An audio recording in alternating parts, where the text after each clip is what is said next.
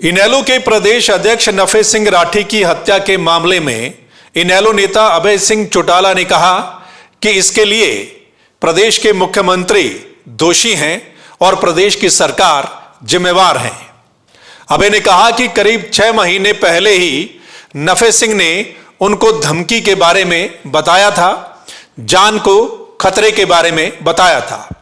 तब उन्होंने एसपी झज्जर को भी बोला था सुरक्षा देने के लिए, और साथ ही नफे सिंह राठी ने CM, home minister, DG, CID DG को पत्र लिखकर भी जान का खतरा बताया था और सुरक्षा देने की मांग की थी। लेकिन इस सरकार ने अपराधियों को पनाह देने वालों को तो सुरक्षा दे रखी है, लेकिन जिसको सुरक्षा की जरूरत है उसे नहीं। जिस ढंग से चौधरी नफे सिंह राठी को शरेआम गोलियां मार करके आज मार दिया गया, इसके लिए पूर्ण रूप से जो है प्रदेश की सरकार जिम्मेवार है। इसलिए जिम्मेवार है कि आज से 6 महीने पहले राठी साहब ने मुझे गुड़गांव मेरे आवास के ऊपर ये बात बताई कि मुझे पुलिस के लोगों ने ही इस बात की इत्तला दी है कि आपकी जान को खतरा है, आप पे कभी भी कोई भी अटैक हो सकता है। मैंने तुरंत एसपी जो झज्जर है उससे फ़ोन पे बात करी और मैंने उनको इस बात के लिए आगाह किया कि आपके पुलिस डिपार्टमेंट के लोगों ने राठी साहब को ये जानकारी दी है और राठी साहब आपसे स्वयं आकर के मिल रहे हैं, लिखित में आपको देंगे और आप इनको सुरक्षा मुहैया कराओ और इस बात की आप अपनी पुलिस की जिम्मेवारी लगाओ कि ये थ्रेट इनको कैसे मिली और कौन लोग हैं इसके पीछे। जहां उन्होंने एसपी को लिखित रूप में दिया, वहीं होम मिनिस्टर को भी, चीफ मिनिस्टर को भी, आपके डीजी को भी और उसके इलावा जो सीआईडी का चीफ है उसको भी, होम सेक्रेटरी को भी, इनको भी लिखित रूप में दिया कि मुझे सुरक्षा मुहैया कराई जाए, मेरी जान को खतरा है। और मैंने भी स्वयं अनेक बार ये बात इन लोगों के साथ शेयर करी। राठी साहब कोई मामूली व्यक्ति नहीं थे, वो 2 दफ़ा के विधायक थे, हमारी पार्टी के प्रदेश के अध्यक्ष थे और उसके साथ साथ जो एक्स एमएलए की एसोसिएशन है उसके अध्यक्ष थे। एक्स एमएलए ने भी मिलकर के चीफ मिनिस्टर को ये बात कही, बावजूद उसके उनको किसी प्रकार की कोई सुरक्षा मुहैया नहीं कराई गई और उन लोगों को सुरक्षा प्रदान करते रहे जो लोग लगातार इस थ्रेट में शामिल थे।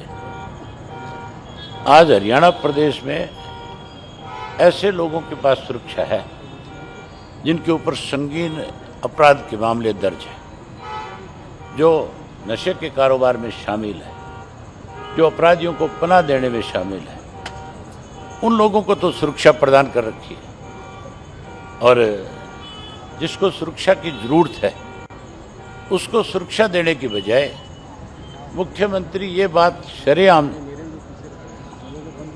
पब्लिकली ये बात कही कि मैं हरियाणा प्रदेश के आम व्यक्ति को, आम नागरिक को सुरक्षा प्रदान नहीं कर सकता। प्रदेश का मुख्यमंत्री अगर ये बात कहता है कि मैं सुरक्षा प्रदान नहीं कर सकता तो इसका मतलब जंगल का राज है, फिर तो कोई व्यक्ति सुरक्षित नहीं है। फिर तो मान के चलो इस किस्म के लोग कभी भी किसी के ऊपर घर में जाकर भी इस तरह की वारदात कर सकते हैं। मैं इसके लिए पूर्ण रूप से सरकार को दोषी मानता हूँ, मुख्यमंत्री को दोषी मानता हूँ, जिसकी ये जिम्मेवारी बनती है कि कोई व्यक्ति अगर सुरक्षा की मांग करता है, अगर आपको लिखित रूप में देता है, आप उसकी जांच कराओ। अगर उसको सुरक्षा की जरूरत नहीं है तो उसको लिख करके बताओ कि तुझे सुरक्षा की जरूरत नहीं है। अगर उसको सुरक्षा की जरूरत है तो उसको सुरक्षा मुहैया करानी चाहिए। वहीं कांग्रेस ने आज विधानसभा में कहा कि हरियाणा बनने से आज तक ये प्रदेश का पहला पॉलिटिकल मर्डर है। इस मामले की जांच या तो हाई कोर्ट के जज से या फिर सीबीआई से करवाई जाए। उच्च स्तरीय जांच या तो हाई कोर्ट के जज से या जो है हाई कोर्ट के जज की सुपरविजन में सीबीआई जो है इसकी जांच करे, ये भी आप उस पर लिखोगे तो, क्योंकि स्पीकर सर ये जो है ये एक पॉलिटिकल मर्डर है और हरियाणा बनने के बाद कोई पॉलिटिकल मर्डर हुआ नहीं है। पॉलिटिकल मर्डर यहाँ हुए हैं, प्रताप सिंह कैरों का हुआ था तकरीबन 60 साल पहले।